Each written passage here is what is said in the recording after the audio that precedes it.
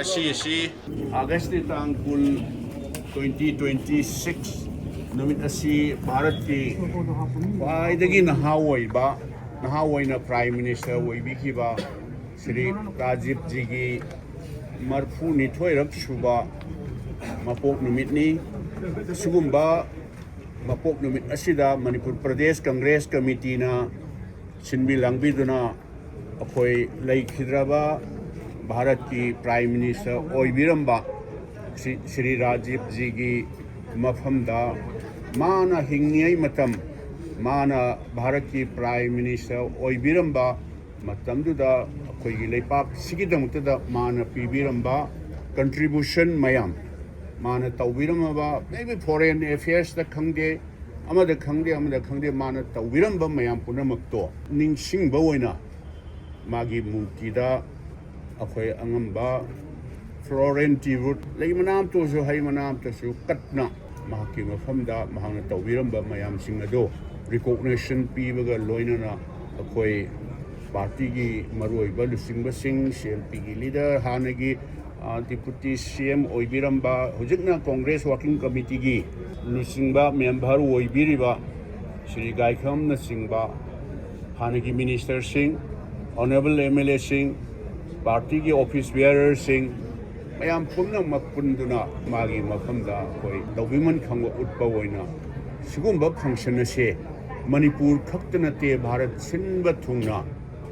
सद्भावना दिवस पालन हाइदुना कोई पांथोकजरिबनी मयाम ने हेन खंबिरे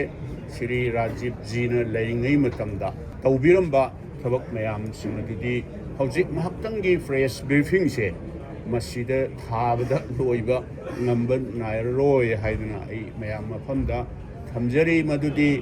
महाकना तौबिरंबा खरतंग लौखटलगा हाइबा तारे पनबा तारगदी भारत असी पृथ्वी मनुंगदा ख्वाइदगी हेना चावबा डेमोक्रेसी चटपा अदुगुंबा सक्सेसफुल लोइबा माइ पाकना डेमोक्रेसी चटपा लेपाक असिदैदा अखोइगी नागरिक सिंह सिटीजन सिंह से मसीगी वोटिंग राइट से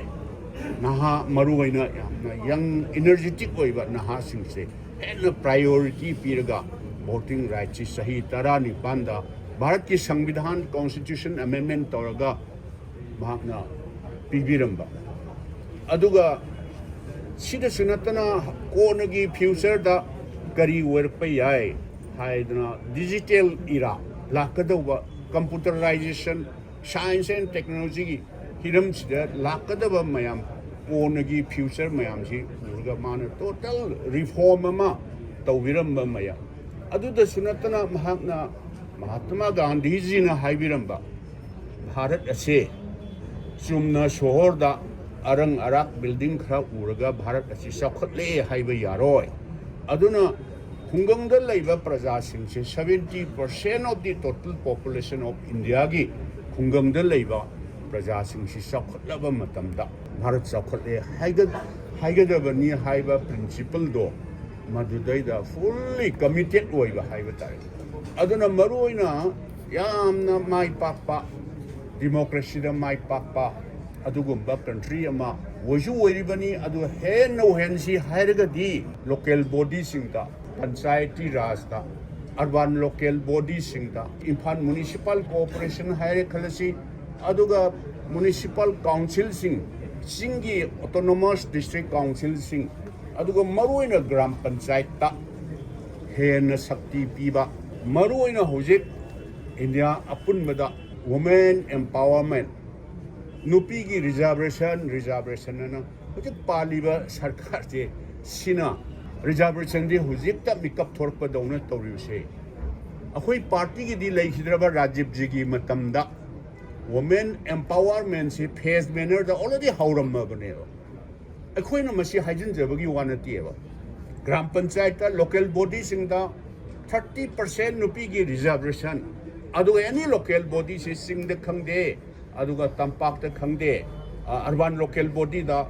अदगी पंचायत दा नुपी की 30% रिजर्वेशन से ऑलरेडी हौरमबने राजीव जी ने लेरमगदी हौजिक असेंबली दा इवन पार्लियामेंट दा 30% से लॉन्ग बैक आईदी मथंग हौजिका सिदी ꯌꯥꯝꯅ ꯑꯦꯗꯚꯥꯟꯁ ꯑꯣꯏꯅ ꯋꯨꯃꯦꯟ ꯔꯤꯖꯥꯔꯕꯦꯁꯟꯁꯤ ꯂꯣꯏꯔꯝꯃꯒꯅꯤ ꯍꯥꯏꯕꯁꯤ ꯑꯩꯈꯣꯏ ꯀꯩꯅꯣ ꯇꯧꯖꯕꯅꯤ ꯑꯗꯨꯅ ꯑꯩꯈꯣꯏꯅ ꯍꯥꯏꯖꯤꯟꯖꯕꯒꯤ ꯋꯥ ꯅꯠꯇꯦ ꯍꯧꯖꯤꯛ ꯑꯔꯕꯥꯟ ꯂꯣꯀꯦꯜ ꯕꯣꯗꯤꯗ ꯄꯟꯆꯥꯌꯠꯇ ꯅꯨꯄꯤꯒꯤ ꯔꯤꯖꯥꯔꯕꯦꯁꯟ ꯊꯝꯃꯝꯃꯤꯁꯦ ꯅꯨꯄꯤꯁꯤꯡꯕꯨ ꯑꯋꯥꯡꯕ ꯊꯥꯛꯇ ꯄꯨꯈꯠꯇꯅ ꯔꯤꯖꯥꯔꯕꯦꯁꯟ ꯊꯝꯃꯝꯃꯤꯕꯁꯤ ꯀꯅꯥꯅꯅꯣ ꯍꯥꯏꯕꯁꯤ ꯑꯩꯈꯣꯏ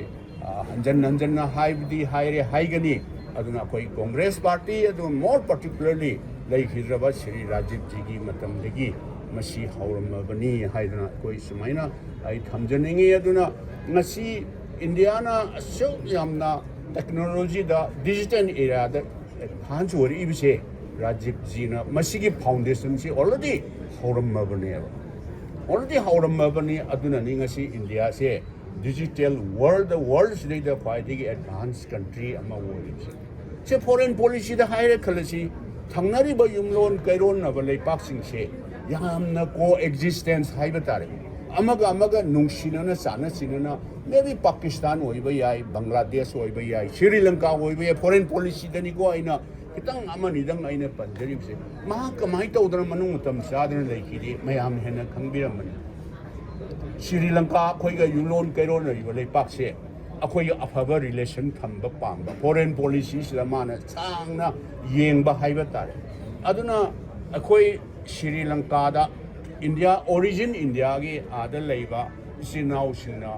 LTTE 하이드나 스리랑카 governmentꯁꯤꯗ 바라바ꯔ 디스터브 ꯇꯧꯕ ꯁ꯭ꯔꯤꯂꯪꯀꯥꯒꯤ ꯆꯥꯎꯈꯠ ꯈꯣꯡꯊꯥꯡꯁꯤꯗ ꯕꯥꯔꯥꯕꯥꯔ ꯗꯤꯁꯇꯔꯕ ꯇꯧꯕ ꯑꯗꯨ ꯅꯣꯏ ꯇꯧꯒꯅꯨ ꯍꯥꯏꯕꯗꯨ ꯌꯥꯗꯕꯗꯒꯤ ꯔꯥꯖꯤꯕꯖꯤꯅ ꯏꯟꯗꯤꯌꯥꯒꯤ ꯁꯦꯀ꯭ꯌꯨꯔꯤꯇꯤ ꯐꯣꯔꯁꯦꯁ ꯁ꯭ꯔꯤꯂꯪꯀꯥꯒꯤꯗꯃꯛꯇꯗ ꯌꯨꯝꯂꯣꯟꯅꯔꯤꯕ ꯂꯩꯄꯥꯛꯇꯣ ꯑꯗꯨꯒꯤ ꯁꯥꯟꯇꯤ ꯄꯨꯔꯛꯅꯕꯒꯤꯗꯃꯛꯇꯗ ꯏꯟꯗꯤꯌꯥꯟ ꯄꯤꯁ ꯀꯤꯄꯤꯡ ꯐꯣꯔꯁ ꯃꯗꯨꯗ ꯊꯥꯔꯒ ꯅꯣꯏ ꯇꯧꯒꯅꯨ ꯌꯥꯔꯣꯏ ꯑꯩꯈꯣꯏ ꯌꯨꯝꯂꯣꯟ ꯀꯩꯔꯣꯟꯅꯔꯤꯕ ꯂꯩꯄꯥꯛꯁꯦ ꯌꯥꯝꯅ ꯗꯤꯕꯂꯞ ꯀꯟꯇ꯭ꯔꯤ ꯑꯃ ꯑꯩꯈꯣꯏꯒ ꯃꯣꯏꯒ ꯌꯥꯝꯅ ꯆꯥꯟꯅ ꯆꯤꯟꯅꯅ ꯍꯤꯡꯃꯤꯟꯅꯒꯗꯕꯅꯤ ꯇꯧꯒꯅꯨ ꯍꯥꯏꯕꯁꯤ ꯔꯥꯖꯤꯕꯖꯤꯅ ꯁ꯭ꯔꯤ ꯂꯪꯀꯥꯗ ꯚꯤꯖꯤꯠ ꯇꯧꯕꯗ ꯅꯝꯕꯔ ꯑꯣꯐ ꯇꯥꯏꯝꯁ ꯃꯥꯒꯤ ꯂꯥꯏꯐ ꯑꯦꯇꯦꯝ ꯇꯧꯈꯤꯕꯅꯦꯕ ꯑꯗꯨꯅ ꯂꯥꯁꯇꯗꯤ ꯀꯔꯤ ꯑꯣꯏꯈꯤ ꯁ꯭ꯔꯤ ꯔꯥꯖꯤꯕꯖꯤꯁꯦ ꯃꯣꯏ ꯃꯈꯨꯠꯇ ꯚꯤꯛꯇꯤꯝ ꯑꯣꯏꯗꯨꯅ ꯇꯥꯃꯤꯜ ꯅꯥꯗꯨꯒꯤ ꯁ꯭ꯔꯤ ꯄꯦꯔꯨꯄꯨꯔꯝꯗ ꯃꯍꯥꯛꯅ ꯏꯂꯦꯛꯁꯟꯒꯤ ꯔꯦꯂꯤ ꯑꯃ ꯆꯠꯄ ꯀꯥꯟꯗ ꯃꯥꯕꯨ ꯁꯨꯏꯁꯥꯏꯠ ꯕꯣꯝ ꯇꯧꯔꯒ ꯃꯥꯕꯨ ꯍꯥꯠꯈꯤꯕꯗꯣ ꯃꯗꯨ ꯑꯩꯈꯣꯏ ꯅꯨꯃꯤꯠ ꯑꯗꯨ ꯃꯇꯝ ꯄꯨꯝꯅꯃꯛꯇ ꯑꯩꯈꯣꯏ ꯀꯥꯎꯕ ꯌꯥꯔꯣꯏ ꯑꯗꯨꯅ ꯑꯩꯈꯣꯏ ꯁꯤꯒꯨꯝꯕ ꯌꯥꯝꯅ ꯌꯪ ꯗꯥꯏꯅꯥꯃꯤꯛ ꯑꯣꯏꯕ ꯂꯤꯗꯔ ꯑꯃ ꯃꯅꯨꯡ ꯃꯇꯝ ꯆꯥꯗꯅ ꯃꯥꯡꯈꯤꯕꯁꯦ ꯑꯩꯈꯣꯏ ꯄꯥꯔꯇꯤꯁꯤꯗ ꯅꯠꯇꯅ ꯑꯩꯈꯣꯏꯅ ꯍꯥꯏꯖꯤꯟꯅꯕꯒꯤ ꯋꯥ ꯅꯠꯇꯕ ꯄꯥꯔꯇꯤꯁꯤꯗ ꯅꯠꯇꯅ ꯏꯟꯗꯤꯌꯥꯒꯤꯁꯨ ꯂꯥꯏꯕꯛꯇꯕ ꯏꯟꯗꯤꯌꯥꯗ ꯅꯠꯇꯅ ꯋꯥꯔꯜꯅ ꯔꯤꯀꯣꯛꯅꯦꯁꯟ ꯇꯧꯔꯕ ꯋꯥꯔꯜꯒꯤ ꯃꯔꯨꯑꯣꯏꯕ ꯂꯤꯗꯔꯁꯤꯡꯒꯤ ꯃꯅꯨꯡꯗ ꯑꯃꯅꯤ ꯍꯥꯏꯗꯨꯅ ꯊꯝꯖꯔꯤ ꯑꯗꯨꯅ ꯁꯤꯒꯨꯝꯕ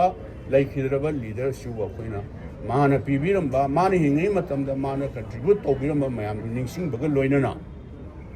ꯔꯥꯖꯤꯕꯖꯤꯒꯤ ꯃꯐꯝꯗ ꯑꯩꯈꯣꯏꯅ ꯑꯉꯝꯕ